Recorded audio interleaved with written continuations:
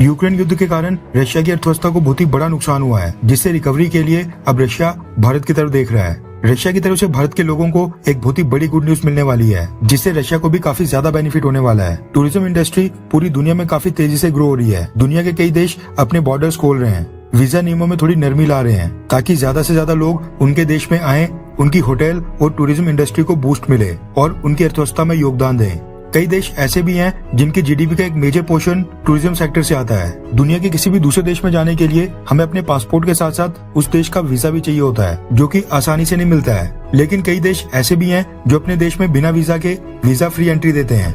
ऐसे देशों में जाने के लिए बस पासपोर्ट चाहिए होता है। वहीं कुछ देश ऐसे होते हैं जो सिलेक्टेड देशों के नेशनल्स को अपने देश के अंदर आने के लिए वीजा ऑन अराइवल की सुविधा देते हैं, यानी वो उस देश में एंटर होने के बाद एयरपोर्ट के ऊपर एक जनरल फॉर्म भर के वीजा ले सकते हैं। वीजा फ्री और वीजा ऑन अराइवल कितने दिनों के लिए मिला है, ये भी अलग अलग देशों के लिए अलग अलग होता है। कुछ देशों के लिए 10 से 15 दिन वीजा फ्री या फिर वीजा ऑन अराइवल हो सकता है, तो वहीं कुछ देशों के नागरिकों के लिए 1 या 2 महीने तक।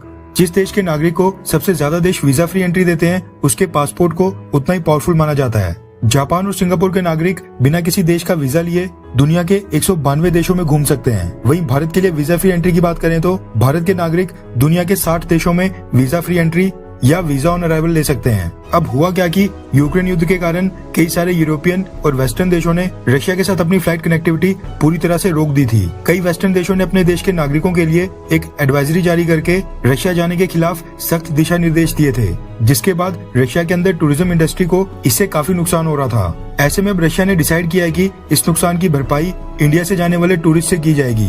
रेफरेंस के लिए आपकी स्क्रीन के ऊपर द इकोनॉमिक टाइम्स के आर्टिकल का स्क्रीनशॉट है, जिसके मुताबिक रशिया भारत के नागरिकों के लिए वीजा फ्री एंट्री देने की तैयारी कर रहा है। वीजा फ्री होने के बाद भारत के नागरिकों को रशिया के वीजा के लिए अप्लाई नहीं करना पड़ेगा। अभी के समय रशियन वीजा के लिए पहले रशियन एम्बेसी या फिर रशिया के कॉन्सुलेट में जाकर अप्लाई करना पड़ता है, जिसकी फीस 10,000 से लेकर 22,000 के बीच में है, और रशिया का वीजा 1 महीने से लेकर 1 साल तक दिया जाता है। लेकिन वीजा फ्री होने के बाद ना ही रशिया के वीजा के लिए अप्लाई करना पड़ेगा, ना रशिया की एम्बेसी या फिर उनके कॉन्सुलेट जाना पड़ेगा, ना ही कोई वेट और ना ही कोई फीस पे करनी पड़ेगी। बस भारत के पासपोर्ट की जरूरत होगी, जिसके ऊपर हमें रशिया के अंदर और रशिया के बाहर जाने की एंट्री होगी। रिपोर्ट्स के मुताबिक रशिया भारत के लिए वीजा फ्री करने से पहले भारत के नागरिकों के लिए जल्द ही ई वीजा फैसिलिटी की शुरुआत करेगा, जिसके बाद भारत के नागरिक घर बैठे बैठे रशिया के वीजा के लिए अप्लाई और उसको प्राप्त कर सकेंगे, और फिर उसके बाद वीजा फ्री एंट्री की घोषणा की जाएगी। ये जानकारी अलीना आर्तियोनोवा ने टाइम्स ऑफ इंडिया को दी है, जो कि मॉस्को सिटी टूरिज्म कमेटी की